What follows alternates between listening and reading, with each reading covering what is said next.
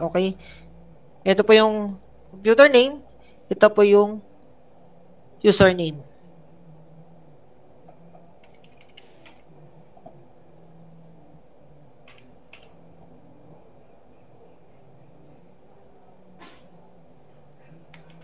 Yung password po ng client is katulad din po ng nasa server.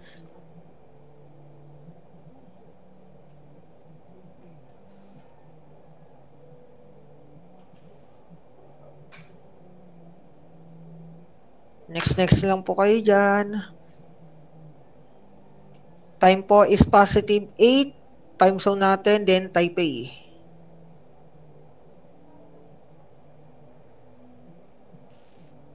Kaya ang una natin gagawin is change yung computer name ni server.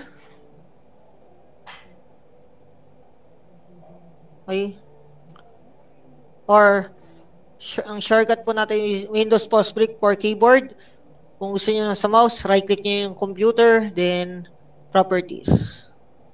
Then change settings.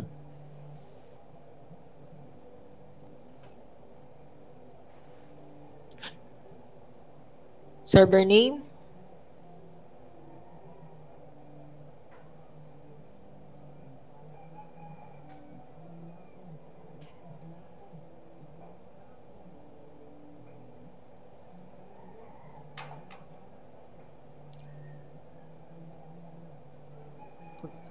Okay guys, huwag nyo restart. Palitan muna natin lagyan muna natin ng IP address or manual configuration ng IP address ng LAN natin. Okay.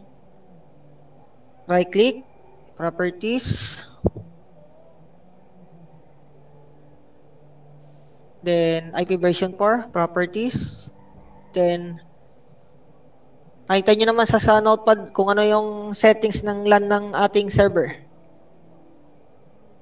Then, kung ano yung IP address ng server, o yung Active Directory server natin, yun din po ang IP address ng ating domain server. Kasi po, lahat ng server natin sa virtual OS natin sa server ay pinag-isa na lang natin. Kasi mahirap po kung tatlo na ang magiging virtual OS natin, baka mag-hang yung unit at hindi tayo makagawa.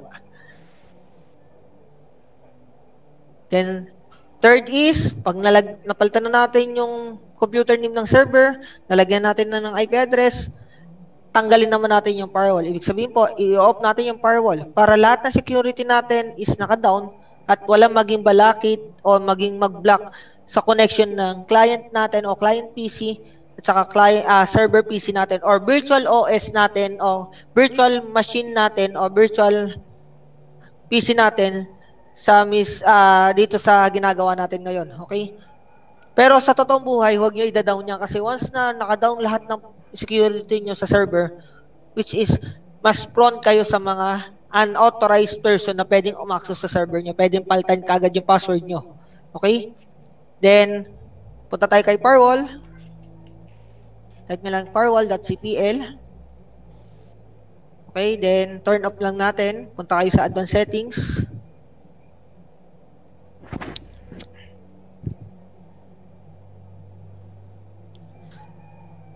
Okay. Hintay lang natin mag-load. Okay, dalawa lang po gagawin nyo. Is either i-click nyo po itong Windows Firewall Properties or i-right-click nyo pong nasa taas na to, then Properties. Same lang po ang lalabas na function. Okay, then turn off nyo po. Tandaan nyo po, ang Windows Operating System is tatlo po ang firewall niyan. Pagdating sa Windows 7, Windows 8 at saka Windows 10, tatlo po ang firewall. Ibig sabihin po, domain firewall, private firewall, and public firewall. Okay, may kanya-kanya silang gamit. Okay, dapat po yung tatlong yan is naka-off para wala kayong maging problem within the connection of server o virtual server natin at saka virtual client operating system. Okay, then, sa kanyo pa lang siya i-restart. Bakit po kailangan natin i-restart? Kasi before kayo dapat mag-domain, okay, gumawa ng domain, dapat yung computer name nyo ay nabago na. Kasi baka magkaroon ng conflict. Baka kung maalala ni ni domain is dalawang PC mo. Yung unang computer name ang maalala niya at hindi yung bago. Kaya dapat need natin i-restart. Tandaan nyo po, once na kayo magbabago ng computer name, kailangan nyo or required tayong mag-restart ng server. Kasi para to take effect yung mga binago natin sa kanya or yung computer name na binigay natin sa kanya na bago, ay magamit niya doon sa bago nating isa-setup na features ng Windows 2008 server, which is yung folder redirection. Okay? Habang nagre-restart yan, siyempre, punta naman tayo kay client para walang patay na oras. Ngayon, na bago na natin kanina, tinainas tayo kung anong computer name ng client natin, kaya hindi na natin kailangan baguhin yung computer name. Then, lalagyan na rin natin ng account name. Ano ba yung account name ng client natin? Which is student. Okay, ibig sabihin po, ito na po yung student. Hindi na natin kailangan lagyan. Okay, ngayon po, ang gagawin natin sa client is lagyan ng IP address o static IP. Ibig sabihin, manual configured yung LAN natin, yung network natin, lalagyan natin siya ng manual IP address. Okay? Pero pagdating ng itong lecture natin next week before exam, i-discuss ko ano nga ba ibig sabihin ng mga IP address na yan, yung mga range na yan, yung mga ginagamit natin. Okay? For now, ang mahalaga is yung actual kasi madaling ituro ang lecture, mahirap ituro ang actual gawa ng kumakain tayo sa oras. Okay?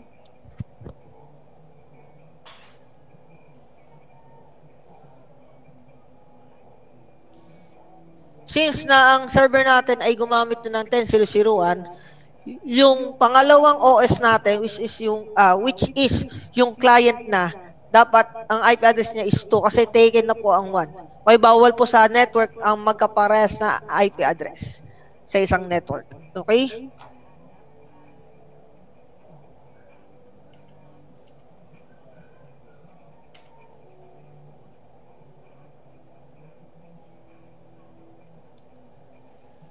.2.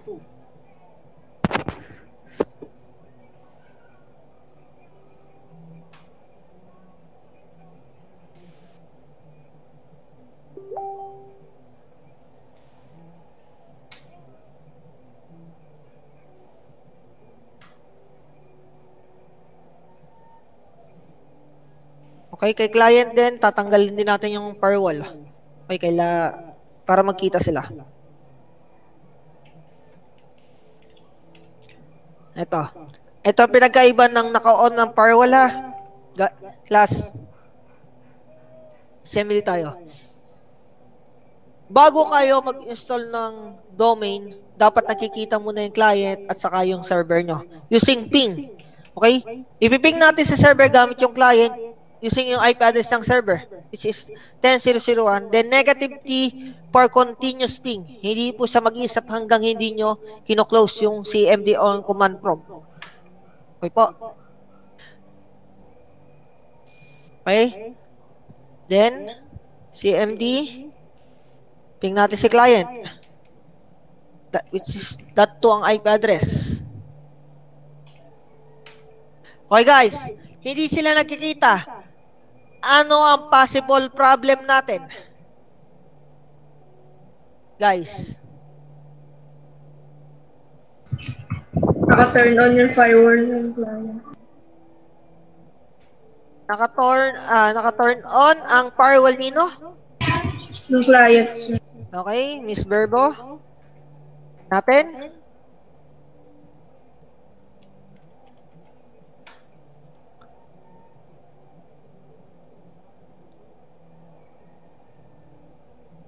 Okay, ito si firewall. Minimize lang natin. Okay, naka-turn on nga. Pero check natin kung magkikita pa rin. Dapat magre-reply ito na may time and TTL or link.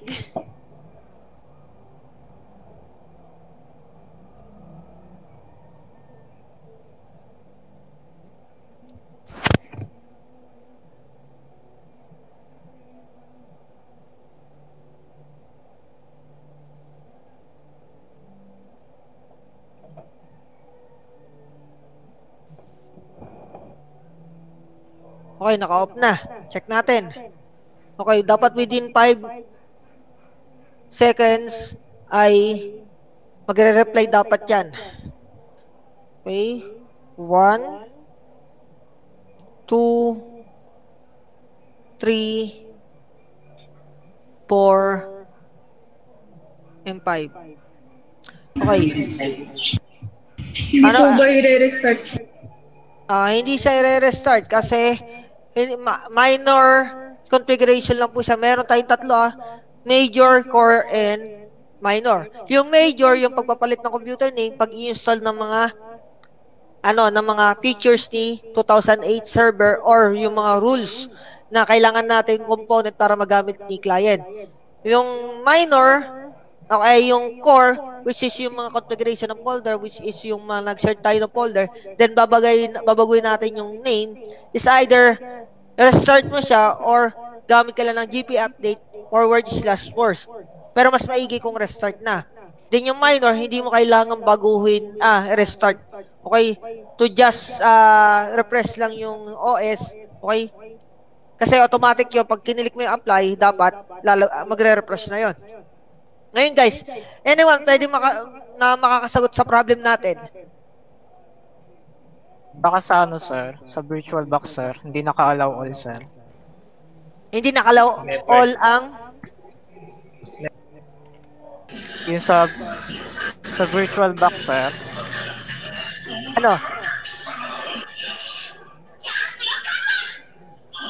Baka po hindi po na-change yung settings ng allow all, yung i-allow all sir.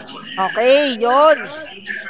Yun ang iniintay ko. Kasi hindi po napaltan natin, baka possible na kaya ayaw sa virtual OS natin, natanggal na natin yung firewall, na-set natin yung yung IP address, then wala namang conflict.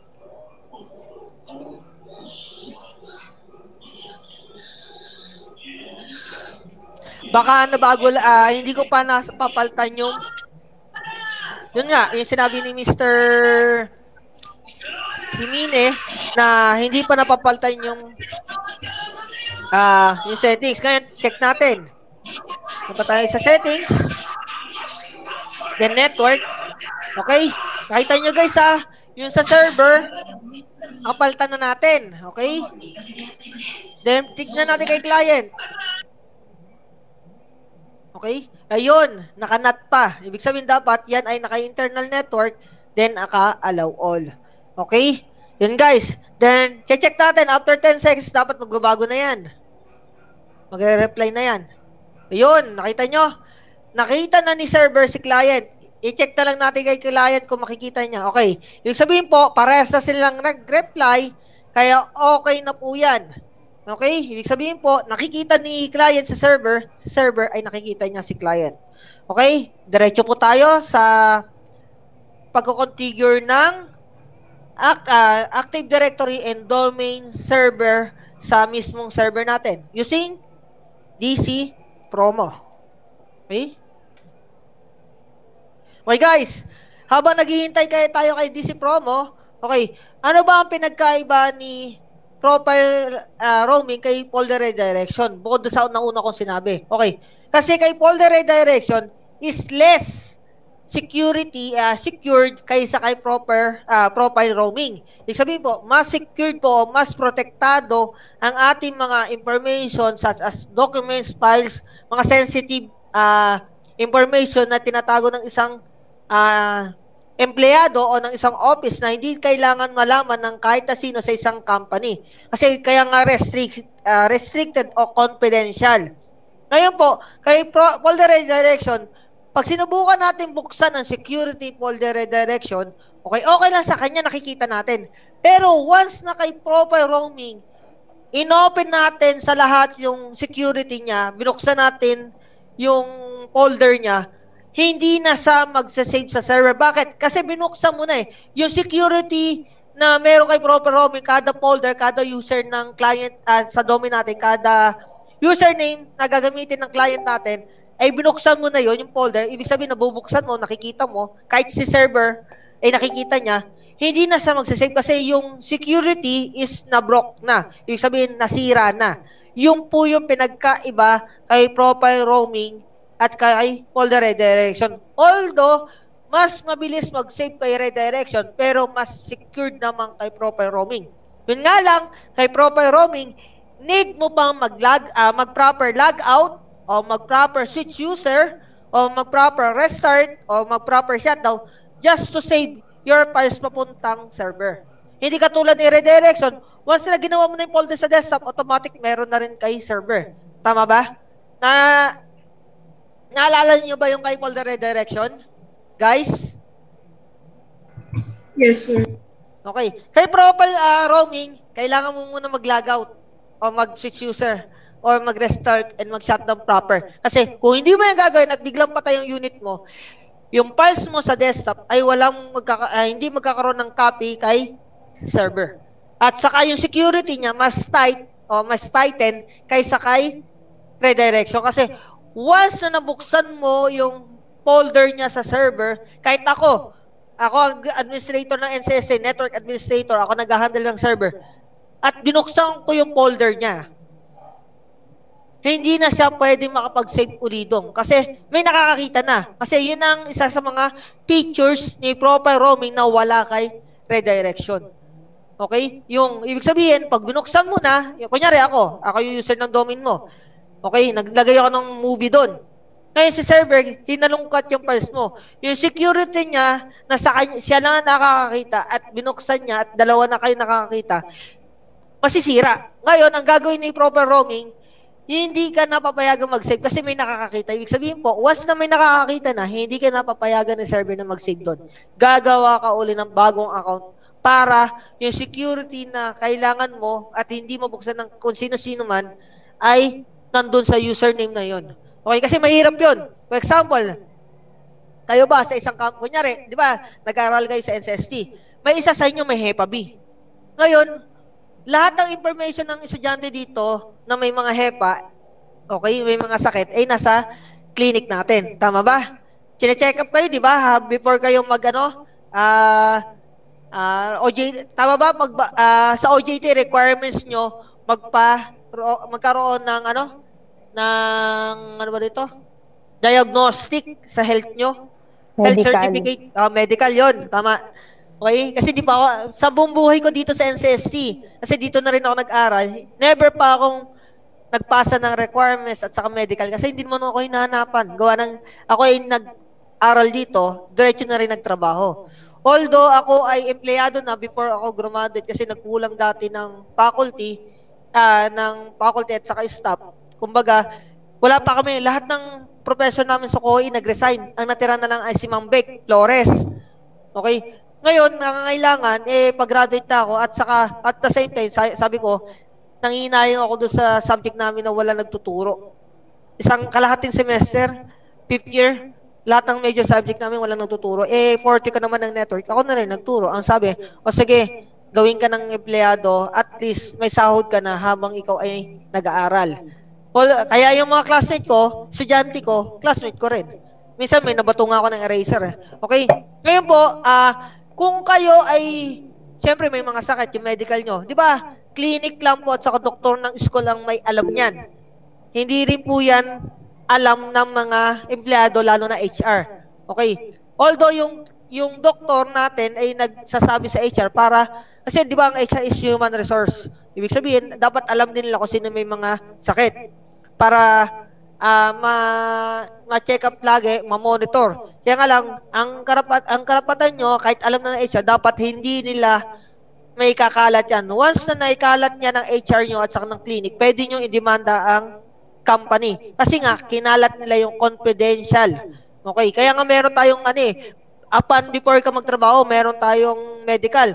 Kung ikaw ba ay fit to work, o kahit ikaw ay nagtatrabaho na, hinahanapan tayo annually ng ikaw ba ay fit to work, o galing ka sa matinding sakit, hanapan ka muna ng medical kung ikaw ay fit to work o hindi pa. Okay? Ngayon, once na yung computer ng clinic o ng clinic ng isang company ay nabubuksan yung files sa network, delikado yung confidential files na yun. Kaya nagkakaroon tayo ng security o kailangan natin, kunyari, ang company may malaki, kailangan mo mag-server kasi pag wala kang server, lahat ng computer files mo sa desktop, pwedeng bumuksan ng kung sino-sino man nagagamit doon.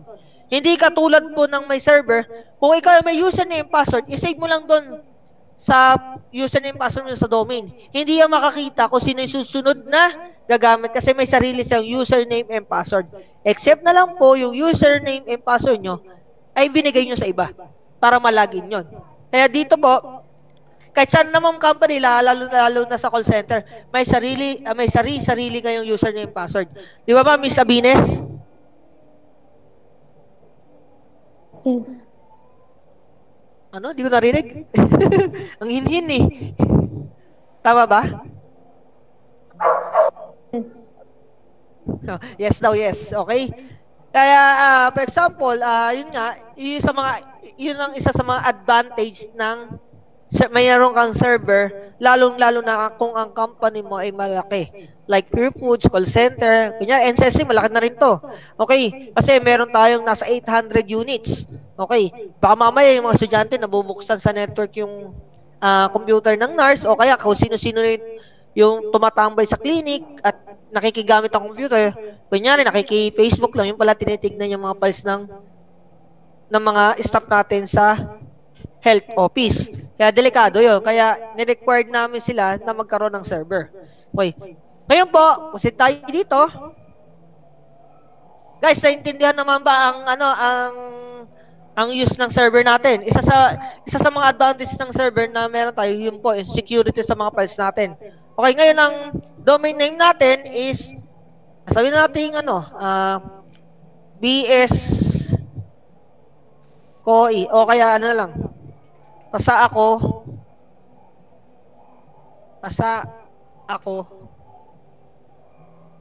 .edu. Okay yan? Enter natin. Okay? Miss Iya, di ba may issue sa yung computer? Ang ginagamit Yes po. yung bang username password mo issue din ng ng inyong company pang login doon? Yes po. Oh, dito rin kasi yung may server sila na katulad nito. Di ko lang sure kung siya ay Windows server or naka-Linux siya kasi kalimitan ng server ngayon is Linux na kasi bihirang may gumagamit ng Linux kaya hindi siya ma-virus. Hindi katulad ni Microsoft Windows, marami gumagamit kaya karamihan ng virus ay pang Microsoft Windows operating system. Okay. Ngayon po, yung ginagamit yung portal na yan is naka-server yan. Okay? Gamit yan ng Active Directory or web server. Gumagamit sila nun. Kaya nga lang medyo mahal mag-setup nun. Gawa na yung equipment, million din. Dito sa NCST, nagsisimula pa lang tayo. Pero nega, baka pagpunta nyo dito may wifi na rin kasi magkakaroon kami ng ng phase 2. Ibig sabihin, work of 10 million yung magagastos sa network kasi kada room lalagyan na ng wifi at saka ng internet. Kaya yung mga instructor, meron na rin internet connection kada room. Okay. Ngayon, yung nagtatanong dyan kung saan napupunta ba yung tuition fee, ba't may miscellaneous pa, doon po yun sa equipment na ginagamit natin ngayon. Kaya nakakontakt nyo yung instructor nyo ng yung hindi napuputol yung connection, mabilis naman.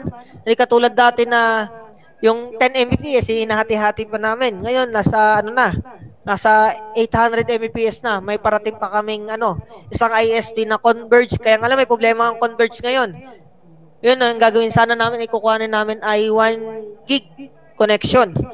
Kaya nga lang may problema, kaya hindi pa matuloy-tuloy. Pero for now, meron tayo 800 MB, 500 sa PLDT, and 300 sa DASCA. Okay, ang requirement sa mga server, dapat may at least tatlong ISP. Kung sakaling mag-down yung isa, meron ka pang dalawang reserva o backup. Kaya nga lang po, bawal po yung magkakapara sa ISP. Kung may PLDT ka na, mag-ibang telco ka naman, like DASCA and Converge. Kung meron bang, ano ba yung isang bagong telco? Third, telco na pupunta dito? Dito, sir. Ano na? Dito, okay. Kaya nga lang, ang gagamitin din yung facilities ay kay Globe at saka kay PLDT. Yung mga poste, yung mga yung cell site, siya pa rin, yun din ang gagamitin niya for 10 years yata kasi mahirap mag-install ng mga cell site. Pero ang request ng DOST,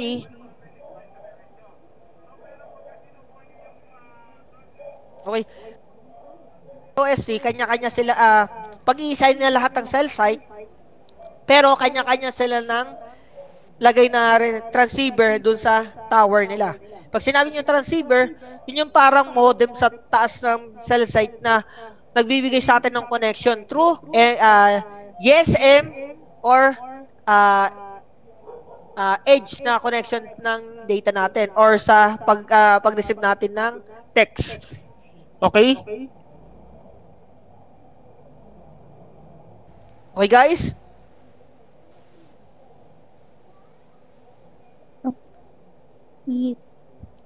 Oh, Miss Sabines, ano problem? Wala naman po. Medyo parang puzzle pa sa ngayon. Pero siguro as we move along sa lesson, medyo mati-clear out na. Kasi actually nga, ito, yung actual na to, kulang ang 3 hours sa face-to-face, yung pa kayang online.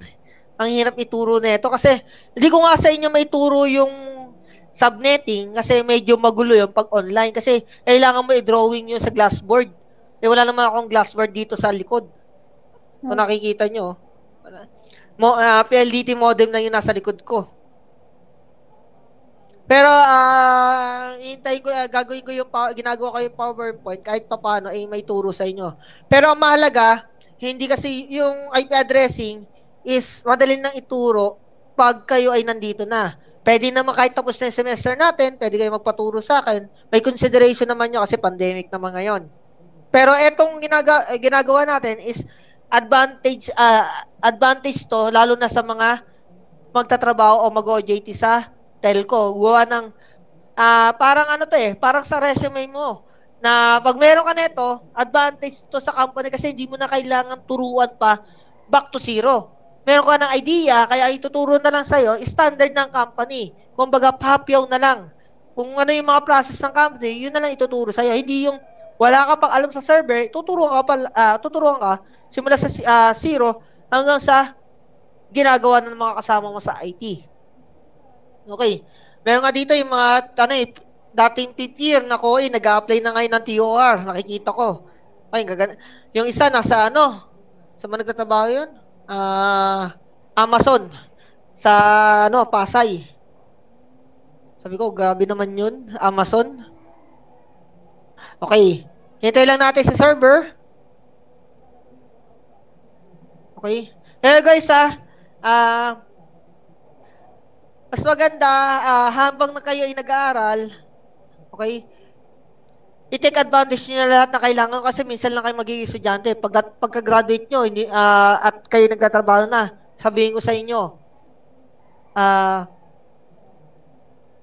mas gusto pa maging estudyante kaysa sa nagtatrabaho. Bakit? Ang iniisip ko na lang allowance. Hindi katulad dati nung estudyante ako, iniisip ko allowance. Ngayon, nagtatrabaho ako, ang iniisip ko paano ko ba mapagkakasya yung sweldo ko. Magbibigay ako sa magulang, para sa allowance ko, then ipon din. Okay?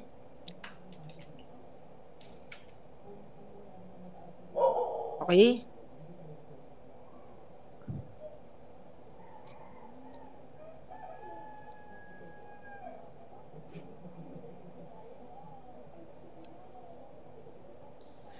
Okay, ngayon, gagawa tayo ng OU.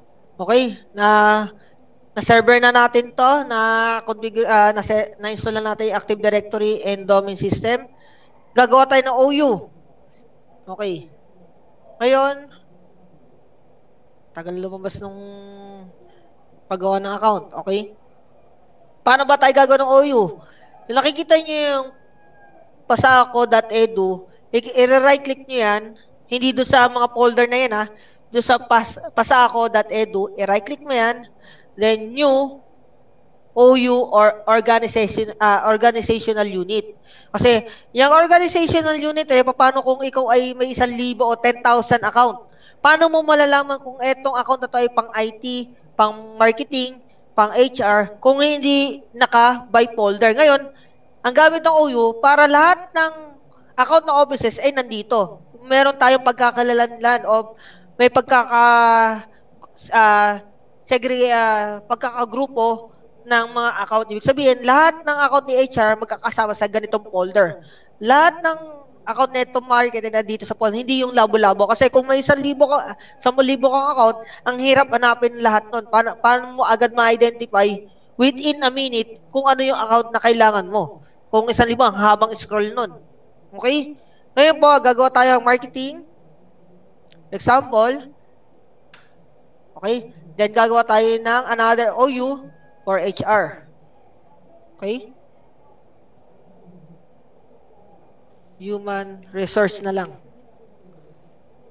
Okay? Ngayon, kada isa niyan, gagawa tayo ng account sa loob. Ibig sabihin, kung ano yung OU, right-click mo lang, select mo muna, then right-click, then gawa tayo ng account. Example, Natalie. Then, verbo ang last name.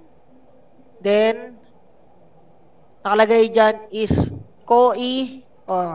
CPE underscore verbo. Okay? Then, ang password po natin is, nakikita nyo naman po, ang password natin is NCSC underscore.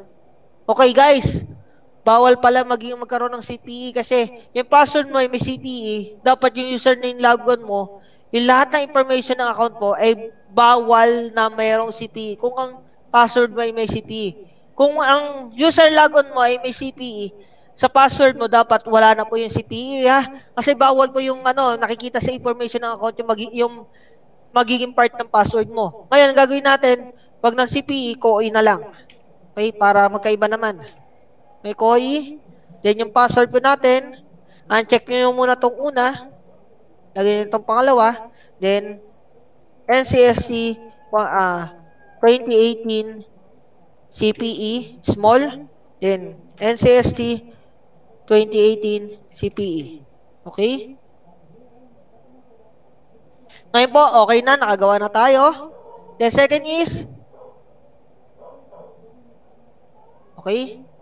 Ngayon, kayo human resource naman, gagawa tayo ng account. Right-click mo yung OU, yung human resource, then, gawa tayo ng account. Okay?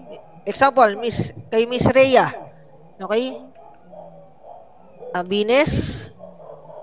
Okay? Then, nakalagay natin yung HR business. Okay? Capital lang natin yung username. Isa username is either lowercase or uppercase, okay lang kasi hindi naman sa key sensitive. Pagdating sa password, dapat kung capital yung unahan mo na password mo, yung first letter, dapat capital din yung may input mo kasi key sensitive ang password. Pero sa username, okay lang, basta nasundan mo yun. Dapat may underscore. Is either yung A mo sa business is small o lowercase, okay lang yun kasi ang username is not a key sensitive. Okay? Password lang po ang key sensitive natin. Then, ang password is NCST 2018 CPE. Okay? Ganun din po. 2018 CPE. Okay? Then, okay na po. Nakagawa na tayo. Okay? Then, next is, okay? Idodomin natin tong client. Okay? Properties. Then, i-join natin yung client PC mo sa domain. Ibig sabihin po, dapat naka-domain niya para magamit yung mga ginawa nating account sa server. Which is, magamit natin yung domain account na ginawa natin sa server papuntang client. Okay? Lagay natin yung domain name natin, pasa ako, double A ba? Single lang. .edu. Okay? Then, dapat tatanungin ka ng username, password, kung tama ang ginawa mo. Okay? Administrator muna ang gagamitin nating username kasi yan pa lang naman po ang naituturo ko. Okay?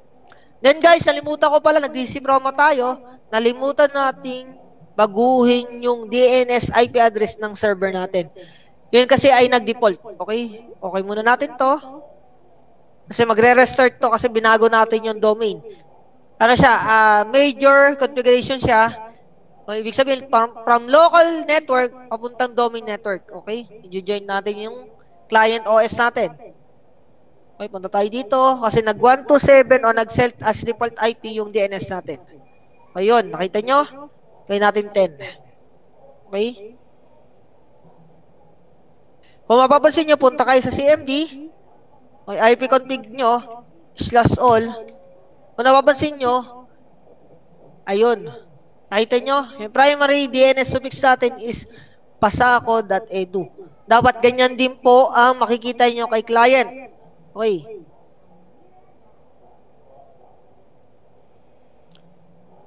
Ayan. Dapat, gamit yung username and password na ginamit natin, dapat makapag-login muna si client bago tayo pumunta kay folder redirection. Kasi, yung una, yung step 1, dapat mag-ping muna yung client papuntang server at yung server mag-ping kay client para magkita sila. Pag okay na yun, proceed tayo sa step 2. Okay? Pag-configure ng Active Directory at pag-join ng client OS papuntang domain. Dapat maging member si client ng domain ng server natin, which is yung pasaako.edu. Ngayon, kailangan nyo munang makalagin using yung dalawang username o kahit isa man doon sa ginawa nating domain username para makonfirm natin na okay yung step 2 natin. Ngayon, kailangan natin mag-login. Okay? Ngayon, gagamitin natin, switch user muna tayo kasi yan ay local account. Gamitin natin yung account ni Miss Rhea na HR_Bines. Okay? Yung password po is NCST 2018. NCST 2018 then CPE. Dapat yan ay maglalagin. Pag yan ay naglagin, ibig sabihin yung configuration natin kay server at saka yung kay client ay tama. Then, pag tama yan, proceed tayo sa step 3 which is yung folder redirection configuration. Okay, tandaan nyo guys mahirap po kasi yung dire-diretso yung gawa. Dapat may magkakaroon tayo ng by layer, kunyari gagawa tayo ng folder redirection, may gagawa tayo ng 3 layer, which is yung kada step dapat kino-confirm natin kung okay by configuration. Kasi kung dire-diretso at malalaman na lang natin sa dulo, mali pala, sayang naman yung time. Okay, ang ginawa natin is step by step, pangalawang step na tayo, at nag-login, ibig sabihin, okay yung configuration natin, kaya ilalagaw to natin. Proceed tayo sa step number 3, which is yung folder redirection configuration or installation natin ng folder redirection.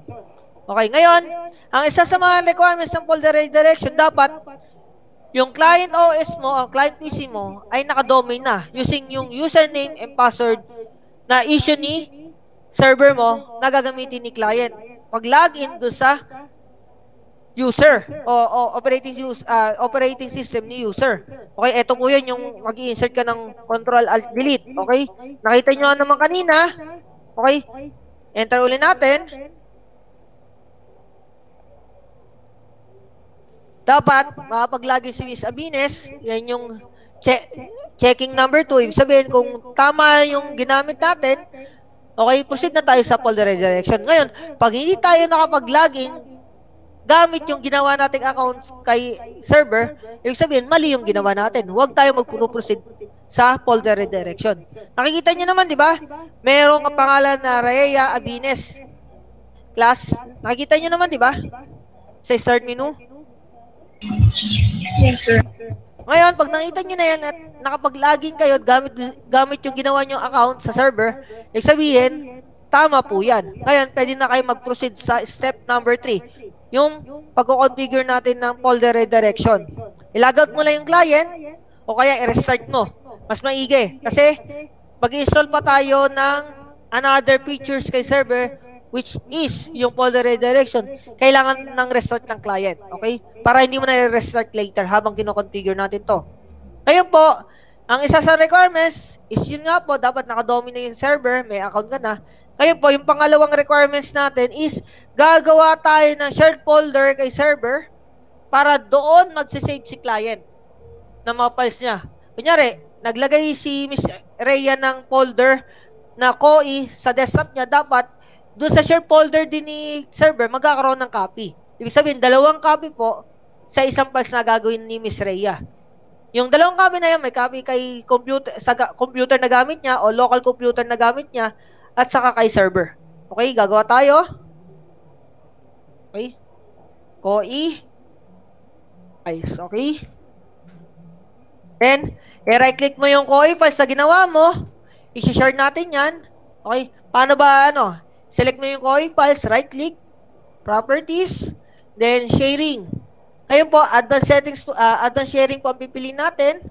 Then, syempre, lalagyan mo ng check to kasi hindi ka makapag-share pag walang check yung checkbox na yan. Then, click mo yung permission. Then, yung everyone dapat ay naka-full control. Then, bawal po mag-okay muna kasi may apply pa. Apply muna bago okay. Then, hindi nyo na po kailangan yan restart o refresh kasi may apply naman na button, automatic yun ay mag-refresh na. Except na lang kung wala. Ngayon, nakashare na tayo. Paano natin malalaman kung nakashare na yung folder na COI_files? Punta kayo dito, gamit kayo ng double backslash. Tandaan nyo guys pag website ang i-access nyo, /. Ibig sabihin, simula sa baba, kaliwa, pakanan, pataas, yung /. Ito po yung /, ganyan. Makikita nyo naman guys, di ba?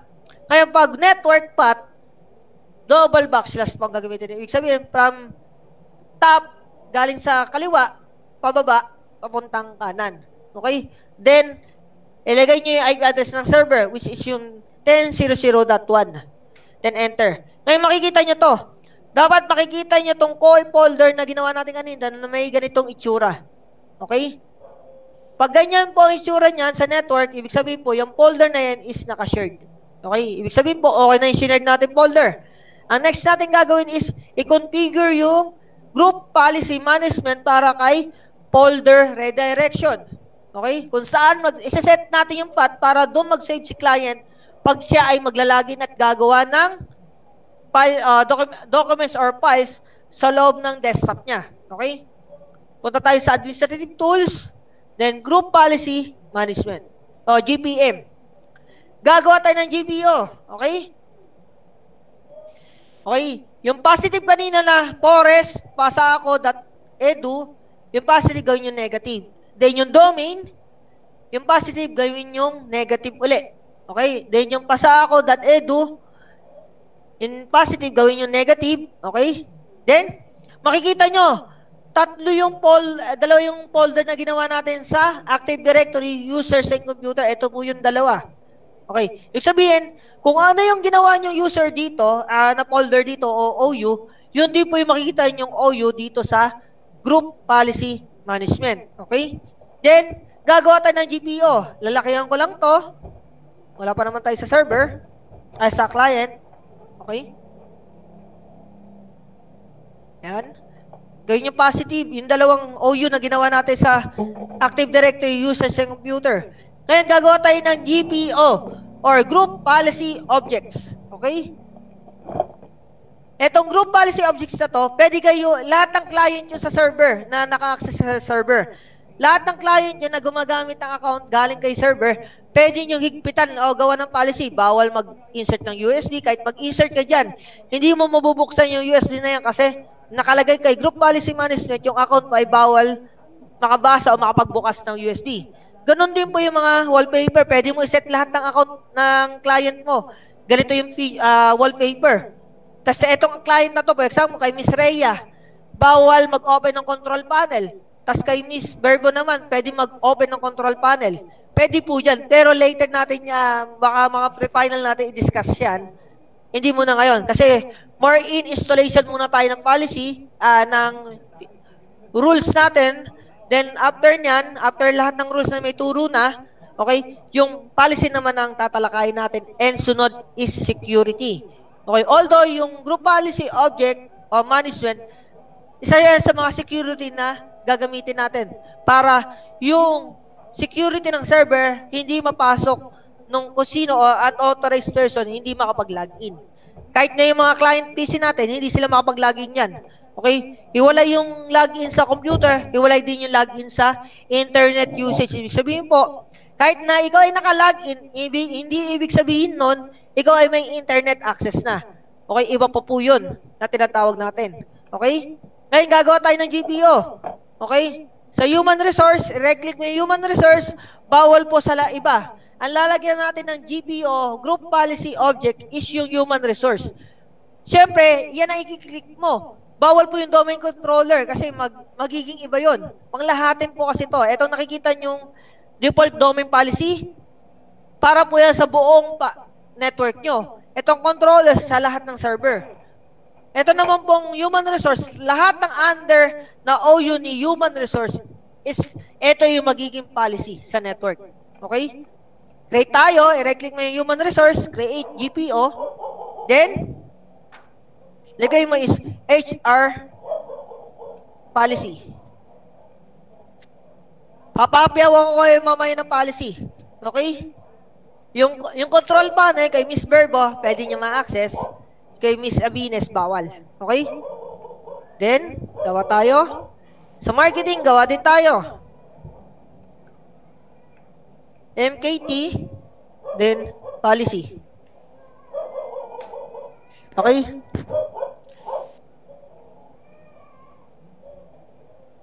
I-right-click nyo yung HR policy para ma-edit kung saan magsisave si lahat ng user ni HR.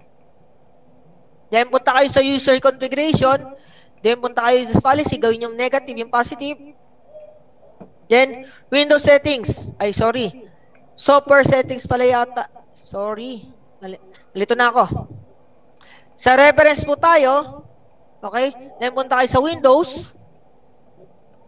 Oh, bakit nawawala ako? Wait lang guys ha. Tama nga, dito.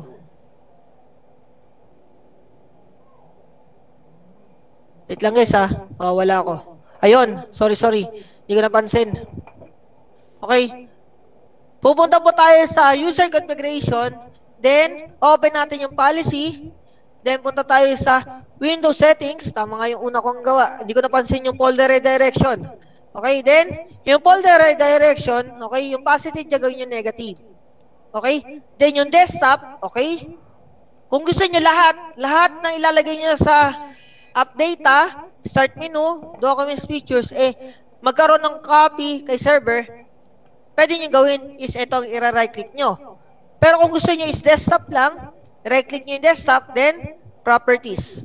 Okay? Pwede po lahat yan, Okay? Depende na po sa inyo kung gusto nyo ay lahat yan ay i-configure nyo. Pero kung gusto nyo desktop lang po. Okay? Right-click mo po yan. Then, properties. Then, yung not configure na default setup, okay, gawin nating, okay, basic. Okay? Then, dito, kukuhanin natin yung path kung saan tayo magsasave. Okay? Punta kayo dito sa run command. I-type nyo lang po yung IP address ng server. Kahit nasa server tayo, kukuhanin natin yung network path na shared natin folder, which is yung COE_files. Okay? Enter. Open mo po yung COE na yan, yung shared folder natin na COE_files. Then, kopyahin mo po yung network path sa taas. Select all mo yan. Then, copy. Saka mo yan ilagay dito. Okay? Then, apply. Okay? Then, punta ka sa settings. Ang isa mo lang gagawin dito, etong tatlong checkbox na to, dapat may tatlong check din. Okay? Then apply. Okay. Ganon din po. Okay? Tapos na tayo kay HR policy. Ganon din po kay marketing policy. Ganon din po ang gagawin natin. Okay? Select mo yung marketing. Then yung marketing policy na GPO. Okay? I-right click mo. Then edit. Then pupunta ka sa users configuration. Then, punta ka sa policies. Okay? Then, punta ka sa Windows settings. Then, click mo yung folder redirection, yung positive, gawin negative. Then, right-click mo yung desktop folder. Then, select properties. Then, yung syntax na default, gawin nating basic. Then, i-copy mo dyan yung network path na shared natin sa server na share folder. Which is yung COE_files. Okay? Then, apply. Then, okay. Ngayon po, na-apply na natin. Okay? Dapat nagre-restart tayo ng server. para assurance na okay lahat. Lahat ng ginawa natin ay maset ng bago.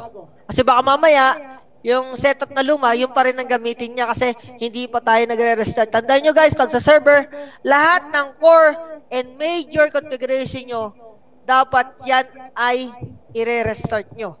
Except na lang kung kayo ay gagawa na ng files. Pero kung may kinalaman sa account o mag-share lang kayo ng folder, okay lang hindi na mag-restart yan. Pero kung isa-set up nyo yung account ng user natin, kailangan nyo i-restart yan. Kaya nga lang po, hindi tayo pwedeng mag-restart ng server basta-basta, may schedule yan. Bakit? Paano kung may gumagamit at nag-restart ka, hindi mawawalan sila ng connection sa files nila at sa internet connection. Ganun po yun. Kaya dito sa atin, kahit sa ibang company, nire-restart nila yan o nagsiset up sila pag wala ng empleyado. Okay?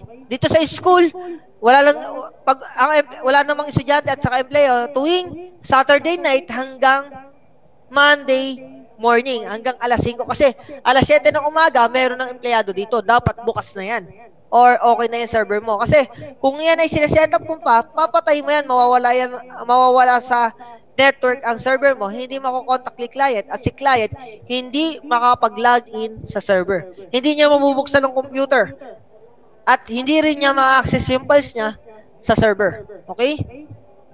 Hintayin lang po natin, guys. Then, login.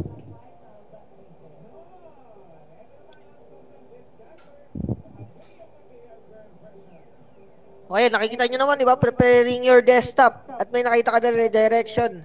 Setup, yung sabihin, kinonfigure na niya. Ngayon po, guys, okay na yung server natin. Okay? Kailangan natin i-login yung account ni Miss Rhea. Okay? NCST 2018. Okay? CPE. Okay? Dapat doon sa share folder natin na sa server, nandun sa drive C, dapat magkakaroon doon ng folder sa loob ng koi_files na ang name ng folder is kung ano yung ginamit nating account ni Miss Rhea, which is yung HR_Abines. Punta tayo sa drive C. Okay? Koi files. Okay. Bakit wala?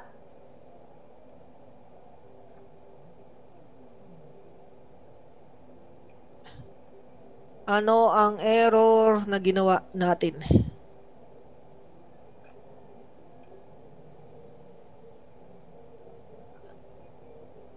Ay, sorry. Saan ko ba ginawa yung account? Saglit lang guys Tama naman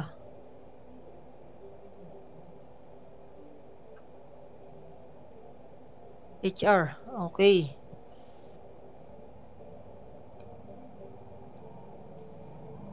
Start natin to. Try group policy management.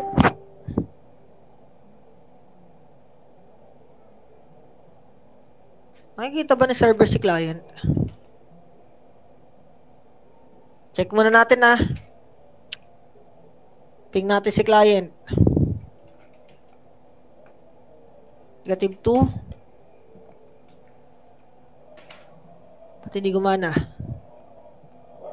Troubleshoot natin ngayon. Bakit hindi gumana?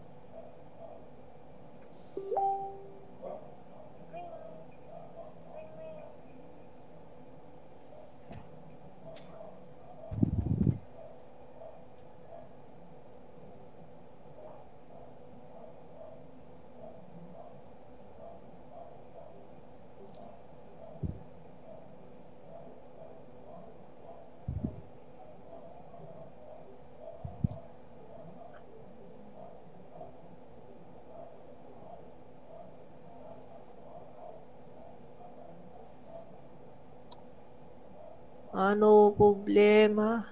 Wait lang. One ba yun? Wait lang Check natin. Baka tama naman. Kailangan lang ng restart. NCST 2018 HR. Lahat mga itong 7,500. I-add mo nga yun. Check natin guys. baka kailangan ng restart. Huwag mag-panic. Di ba yan dapat ang makukuha? Actually, ito guys, itong redirection kasama to sa NC2 ng CSS o yung Computer Network System Servicing. Hanggang ba? Ayun, okay na. Kailangan lang pala na-restart ni client. Kasi hindi pa natin nakasi-set up yung redirection, nag-restart tayo kanina. Okay, lahat ng client natin, kung gustong magamit yung redirection, nakaka-set up lang. Once na ang client natin nakalagin na, or nakabuhay na yung computer, at kaka-set up lang natin ng redirection, hindi gagana agad yun, except yung client natin is re-restart natin yung computer. Kasi yung kanina yung kay Miss Rhea is nakalagin na. Ngayon, dapat nakapatay muna o kailangan mo muna i-restart after mo ma-configure ang redirection. Hindi mo pwedeng mauna yung restart ka bago mo i-configure yung redirection. Bakit? Kasi nga po, hindi ma-apply ka agad kay ni server, kay client user, yung username gamit ni Miss Rhea doon sa account na yun kung hindi mo i-restart. Ibig sabihin, pagka-restart ng client mo, lahat ng account na gagamitin ni client sa network ay isi-sync ngayon ni server papuntang kay client. Ibig sabihin po, i-transfer lahat ng ni server, lahat ng kailangan ni client papunta doon sa mga computer na naka-domain. Ibig sabihin, lahat ng account dito, example kay Miss Rhea at kay Miss Verbo, nandito na. Ibig sabihin po, pag lagi ni Miss Verbo, makakalagi na siya. Ngayon, punta tayo dito. Kaysa pag mag-set up, pag step by step. Okay? Tinignan ko lahat ng path, okay naman. Ibig sabihin, walang problema, kailangan ko lang ng restart. Ngayon, dapat etong COI_files, merong folder kayong makikita na HR_Abines. Okay? Click natin. Ayun, nakita nyo guys? Ngayon po, buksan natin yung account ni Miss Rhea. Tignan natin yung desktop. Ngayon, ito yung security na ginagamit ko. Sa proper roaming, dapat hindi nyo ito bubuksan.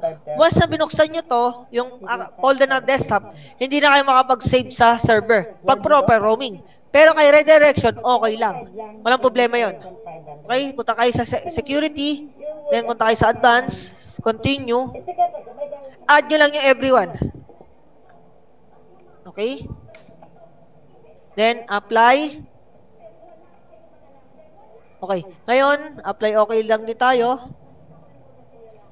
Back muna kayo. Then, pasok ulit kayo doon. Double-click yung desktop. Continue. Ayun. Pag gumawa ako ng folder dito sa desktop ni Miss Abines, dapat meron na rin si Miss dito sa share folder sa server ni Miss Abines na desktop. Okay? Gawa tayo ng folder. Kunyari ay abad. Nakita nyo, nagkaroon ng folder automatic dito sa server. Sa share files ni server na sa share files ni server na account ni Miss Abines. Nakita nyo ba guys? Yes, ma'am. Okay? Yes, Then simultaneous, dapat pag gumawa ako dito ng folder, dapat magkakaroon na rin sa desktop ni Miss Abines. Example, John Paul.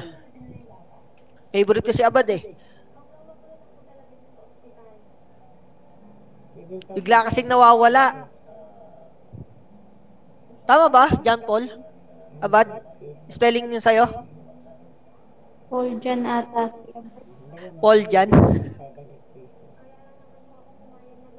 Okay. Paul Jan. Okay. Nakita nyo, nagkaroon automatic dito. Nailagay tayo ng notepad. Para sure. Baka sabi nyo, copy paste. Sabihin na natin ay Gabriel. Nakita nyo, notepad lang dito sa client, di ba? Nakikita nyo, notepad lang. New text documents lang. Pero pag in-enter ko na itong Gabriel na notepad, kapapalitan na rin sa client yung name niya. Okay? Yan po yung folder redirection. Okay? Pag dinilit ko po yan, okay? Dinilit ko yung notepad na name is file name is Gabriel. Okay? Delete natin. Mawawala na rin dito kay server. Ibig sabihin po, once na accidental delete mo yung files mo sa desktop, automatic yung files mo kay server ay mawawala na. Okay? Ngayon po yung pinagkaiba ni redirection. Ngayon guys, ilalagin natin kay Miss Verbo. Log out mo lang yan. Kung nakikita nyo, si Miss Abines lang ang merong folder dito. Pag nilagin natin kay Miss Verbo, ano ba yung username mo, Miss Verbo? Nalimutan ko. Koi_verb. Verbo, okay. Switch user lang natin. Makita natin yung folder. Baka sabihin nyo, kinapi-paste ko lang. Koi_verbo. Okay lang na small. Hindi naman key sensitive ang password. Then yung password is NCST 2018, then CPE.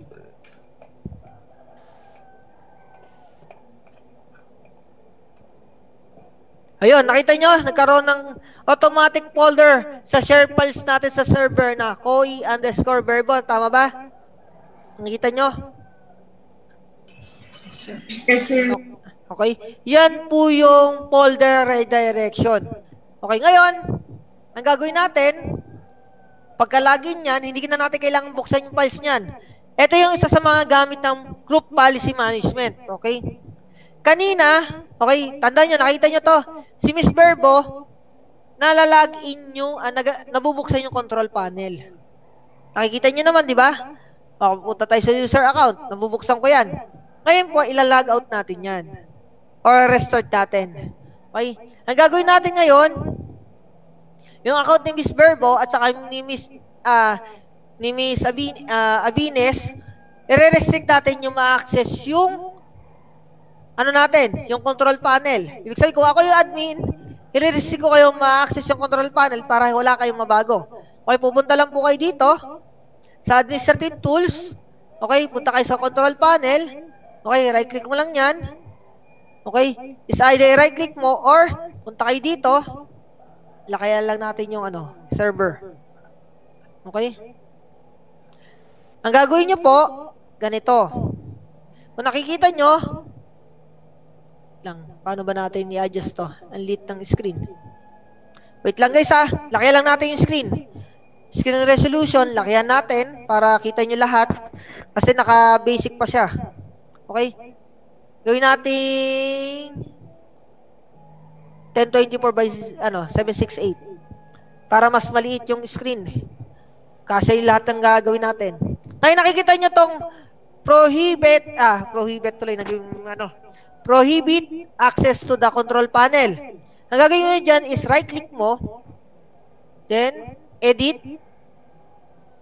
then enable mo. Ibig sabihin ng enable, bawal nang ma-access si Miss Abines sa control panel at saka si Miss Verbo. Okay, kasi although magkahiwalay sila ng account, okay, ang ginamit natin kay Miss, kanino ba yung buksan natin? Sa marketing office na folder na OU, ang ineset natin sa control panel, ganun din po kay Miss Verbo. Kung gusto niyo lahat sila, magkaisa lang, ito yung configure nyo. I-right click nyo to, then edit nyo yung control panel niya, is naka-enable. Pero kung gusto nyo, yung marketing, bawal mag-access ng control panel, pero yung kay Miss Abines ay pwede nyong gawin yun. Magka-separate nga lang ng GPO o Group Policy Object. Pero kung gusto nyo lahat, eto gamitin nyo. It's either yung default GPO ng inyong domain o gusto nyo yung domain controller. Okay. Yan nga lang, yung domain controller, sa server lang yan. Walang kinalaman nyo yung client. Pero kung eto po, default GPO o Group Policy Object ng mismong domain nyo, kahit ako, bawal na rin. Okay, ay, lahat pala ng guest, domain user and domain guest or guest account at saka user account at hindi admin, bawal pong mag-open ng control panel. Ngayon, gawin natin. I-login natin kay Miss Verbo. Okay, NCST 2018 CPE. Okay? Nauna nating baguhin, nauna nating i-restart yung client bago natin baguhin yung group policy ng marketing na under ni Miss Verbo. Ngayon, check natin kung effective. Okay? Nakikita niyo guys? Wala na yung yung control panel. Nakikita niyo ba? Yes, sir. Okay. Kay Miss Verbo yan, nakita niyo, Natalie Verbo. Pero tignan natin kay Miss Abines. Ilagin natin.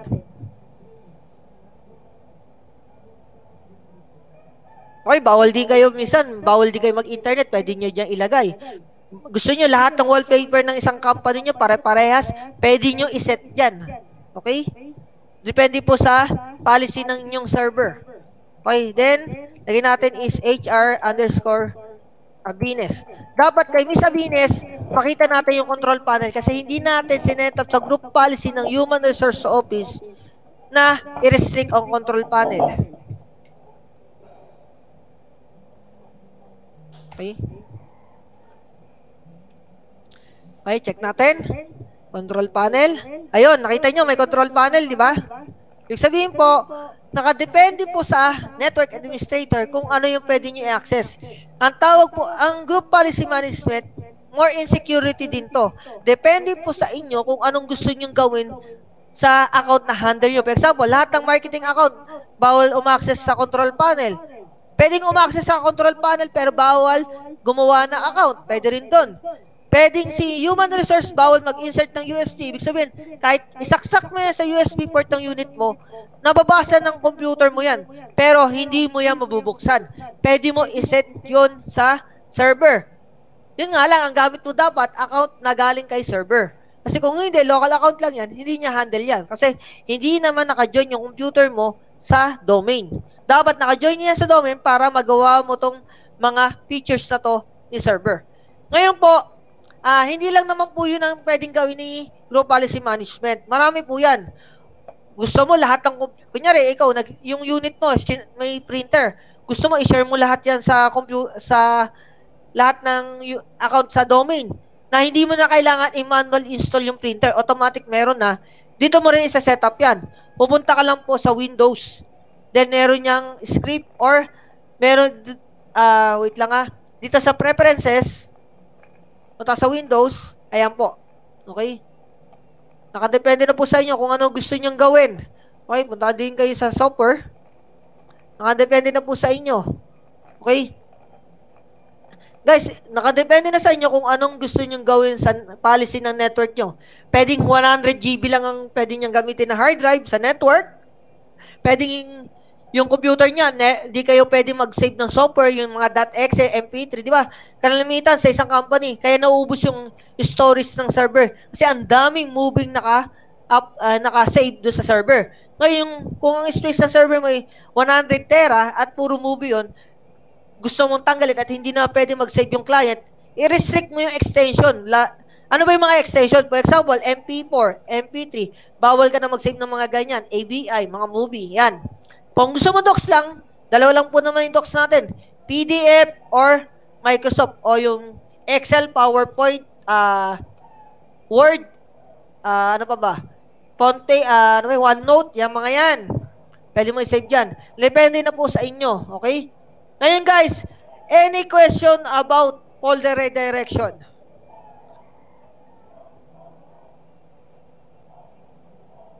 Ba, nawalan ako